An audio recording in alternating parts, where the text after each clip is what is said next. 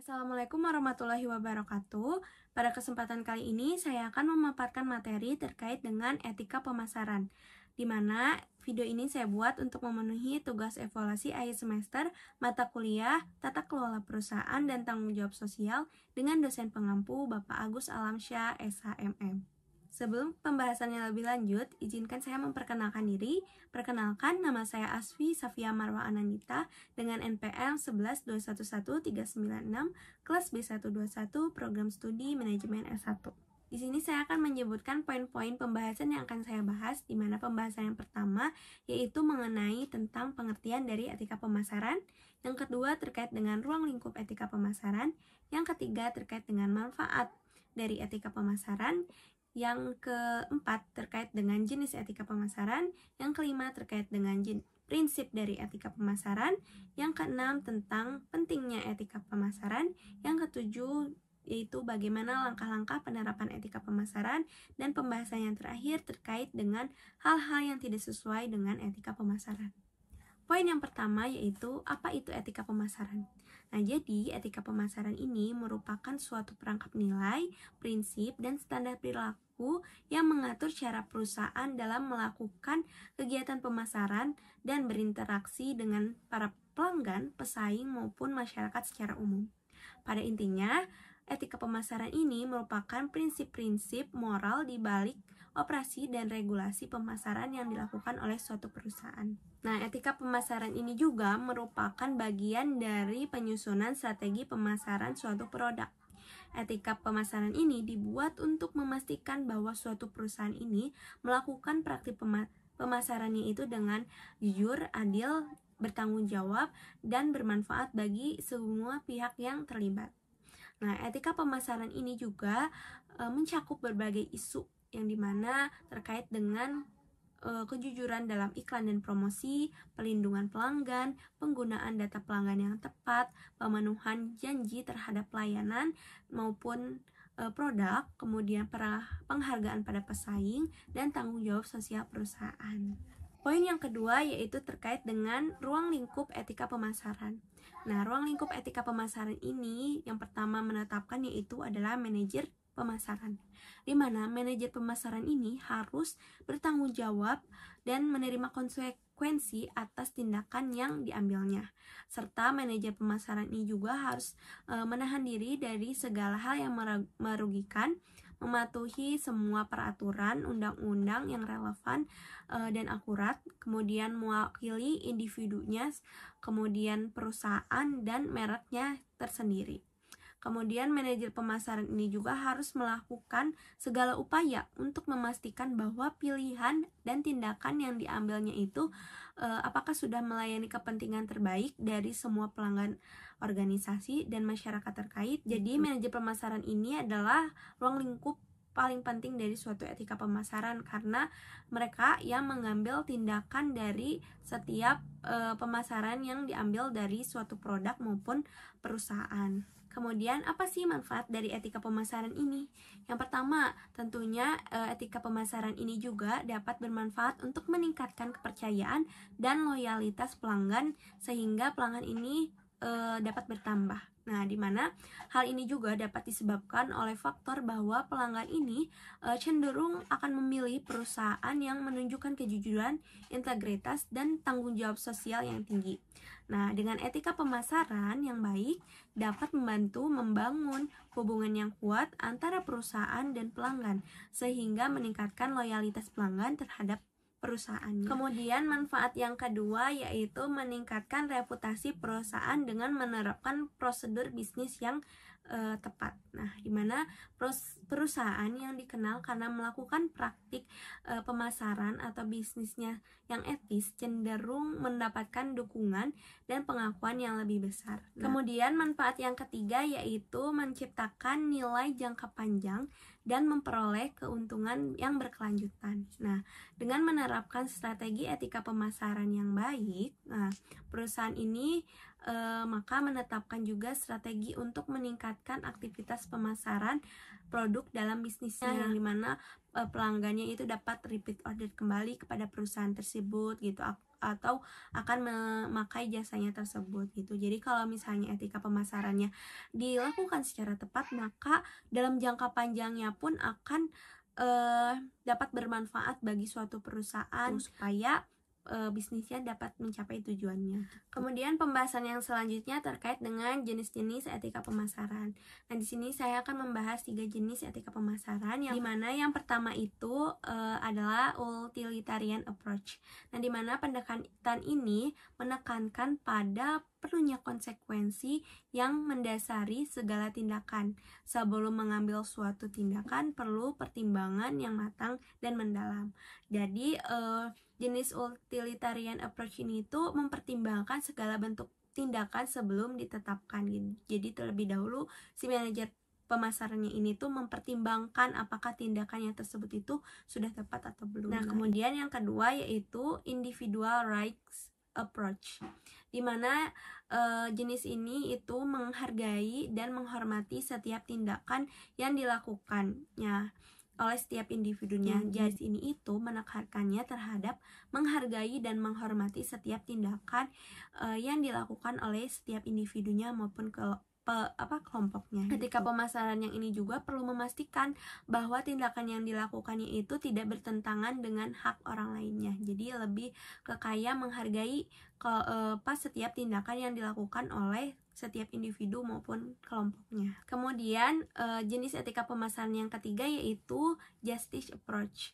Nah, jadi dalam prinsip justice approach ini tuh keadilan yang diambil oleh pembuat keputusan menjadi poin yang penting dalam pelayanan yang diberikan. Nah, maka hendaknya pelanggan ini baik secara perorangan maupun per kelompok ini mendapatkan perlakuan yang adil. Nah, jadi ya jenis yang pertama menekankan pada pertimbangan terhadap suatu tindakan. Yang kedua menekankan terhadap menghargai dan menghormati setiap tindakan yang dilakukan oleh individunya. Kemudian yang ketiga ini adalah keadilan bagi para pelanggannya dalam memperoleh produk maupun jasa oleh perusahaan. Di sini saya akan membahas 4 poin prinsip yang penting dalam menjalankan suatu etika pemasaran, yang dimana perusahaan ini harus yang paling utama menerapkan prinsip kejujuran. Yang kedua yaitu integritas, yang ketiga yaitu transparansi, dan yang keempat adalah tanggung jawab sosial. Nah, kenapa sih prinsip kejujuran itu yang paling utama dalam menerapkan etika pemasaran? Karena kejujuran ini merupakan prinsip etika pemasaran yang menekankan bahwa perusahaan ini harus memberikan informasi yang akurat dan lengkap tentang produk atau jasa yang dijual, serta tidak menipu pelanggan dengan cara apapun gitu. Jadi apapun bentuk produknya dan jasanya itu harus dijelaskan secara jujur terhadap pelanggannya supaya pelanggannya juga dapat percaya. Perusahaan ini juga harus memberikan informasi yang sebenar-benarnya mengenai kualitas, fitur, dan harga dari produk atau jasa yang ditawarkan, serta tidak menyembunyikan informasi penting yang mungkin dapat mempengaruhi keputusan pelanggan untuk membeli suatu produk atau jasanya gitu. Kemudian prinsip yang kedua adalah integritas. Perusahaan yang memiliki integritas tidak akan menggunakan praktik yang tidak etis untuk mengambil keuntungan atas kompetitor, seperti memfitnah atau mengeluarkan informasi yang tidak akurat tentang produk kompetitor. Nah, mereka juga akan bersikap adil dalam bersaing dengan kompetitor yang lainnya. Kemudian prinsip yang ketiga yaitu transparansi. Nah, perusahaan yang transparan pasti akan memberikan informasi yang jelas tentang bagaimana produk atau jasa tersebut dihasilkan atau disediakan. Nah, serta bagaimana perusahaan mengelola dampaknya terhadap masyarakat lingkungan. Kemudian prinsip yang terakhir yaitu tanggung jawab sosial. Nah, tanggung jawab sosial ini mencakup komitmen perusahaan untuk memberikan sumbangsi kepada masyarakat. Nah, seperti melalui program-program kemanusiaan atau kemitraan dengan organisasi sosial.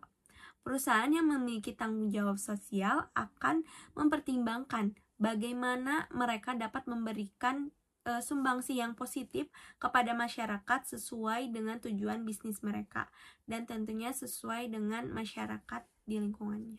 Etika pemasaran ini merupakan bagian penting dari suatu bisnis karena bisa membantu membangun kepercayaan pelanggan dan menjaga citra perusahaan. Nah, ketika perusahaan tidak menerapkan prinsip-prinsip etika pemasaran, maka yang terjadi selanjutnya itu akan menimbulkan kerugian bagi perusahaan dalam jangka panjang, termasuk kehilangan pelanggan dan masalah hukum. Nah, kemudian pembahasan yang selanjutnya itu pentingnya etika pemasaran. Yang pertama ada membangun kepercayaan, kemudian yang kedua mempertahankan reputasi, yang ketiga mencegah tindakan ilegal. Yang pertama, membangun kepercayaan. Membangun kepercayaan dari konsumen terhadap perusahaan dan produk yang ditawarkan merupakan tujuan utama dari etika pemasaran. Nah, ketika konsumen memiliki kepercayaan yang tinggi terhadap perusahaan dan produk yang ditawarkan, mereka akan lebih mungkin untuk membeli produk tersebut dan merekomendasikannya kepada orang lain. Nah, hal ini dapat membantu perusahaan dalam mempertahankan dan meningkatkan jumlah pelanggan yang setia. Poin yang kedua yaitu mempertahankan reputasi. Reputasi ini merupakan bagaimana orang ini melihat dan memandang perusahaan. Sedangkan citra perusahaan merupakan bagaimana perusahaan itu terlihat di mata publik. Kedua hal ini sangat penting bagi perusahaan, baik itu reputasi maupun citra perusahaan, karena dapat mempengaruhi keputusan konsumen untuk membeli produk atau layanan dari perusahaan tersebut. Sehingga dengan menerapkan etika pemasaran ini, maka reputasi perusahaan maupun citra perusahaan ini akan meningkat. Hal penting yang ketiga yaitu mencegah tindakan ilegal. Tindakan ilegal atau tidak etis ini dapat merugikan konsumen atau perusahaan itu sendiri, sehingga penting bagi perusahaan untuk menghindari tindakan-tindakan tersebut. Nah, tindakan ilegal atau tidak etis ini dapat berupa penipuan, kemudian pemalsuan, penggunaan bahasa yang tidak jujur atau menyesatkan dalam iklan atau tindakan lain yang tidak sesuai dengan regulasi dan peraturan yang berlaku di bidang pemasaran. Adapun langkah-langkah penerapan etika pemasaran. Nah, etika pemasaran ini jika ditetapkan itu dapat memungkinkan perusahaan untuk menentukan karakter dan citra publik, di mana sebuah rencana pemasaran merupakan komprehensif yang menguraikan upaya pemasaran secara keseluruhan organisasi, di mana proses pemasaran yang dapat diwujudkan dengan menerapkan bauran pemasaran dan derajat keberhasilan ini ditentukan oleh beberapa langkah. Langkah yang pertama yaitu mempromosikan etika dalam tahap perencanaan, kemudian yang kedua dengan implementasi, dan yang ketiga dengan tahap controlling.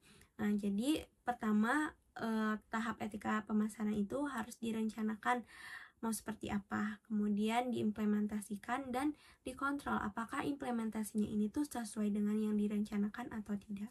Tahap yang pertama yaitu perencanaan, di mana dalam tahap perencanaan ini tuh perusahaan itu harus menentukan misi perusahaannya, di mana harus didefinisikan dalam hal melayani pelanggan dan memenuhi kebutuhan mereka daripada tujuan dari perusahaannya. Kemudian langkah yang kedua yaitu implementasi. Nah, tahap implementasi ini melibatkan menempatkan strategi pemasaran dalam tindakan dengan menggunakan bauran pemasaran seperti harga, promosi, produk, dan tempat gitu. Setiap perusahaan ini akan mendasarkan rencananya pada kebutuhan rinci pelanggan dan strategi yang dipilih untuk memenuhi kebutuhan tersebut. Nah, tahap yang ketiga itu adalah tahap kontrol, di mana perusahaan ini juga harus berhati-hati terhadap invasi privasi sementara yang didapatkan oleh dari data pelanggan, di mana pemasar ini pun harus menghormati hak-hak setiap pelanggannya. Adapun hal-hal yang tidak sesuai dengan etika pemasaran, yang pertama yaitu menutupi kelemahan produk, melemahkan kemampuan produk. Yang ketiga, memanipulasi perasaan konsumen. Yang keempat, tidak menyampaikan informasi dengan benar. Yang kelima, mengoceh konsumen dengan meniru fitur produk lain. Nah, jadi ini dari 5 poin ini tuh merupakan hal-hal yang tidak sesuai dengan etika pemasaran, baik itu tidak sesuai dengan prinsipnya, dengan manfaatnya, maupun dengan penerapan langkah-langkahnya gitu. Jadi perusahaan harus menghindari kelima poin ini jika etika pemasarannya ingin dilaksanakan secara baik. Berikut pemaparan materi yang dapat saya sampaikan. Mohon maaf apabila ada kesalahan dalam penyampaian materinya. Wassalamualaikum warahmatullahi wabarakatuh.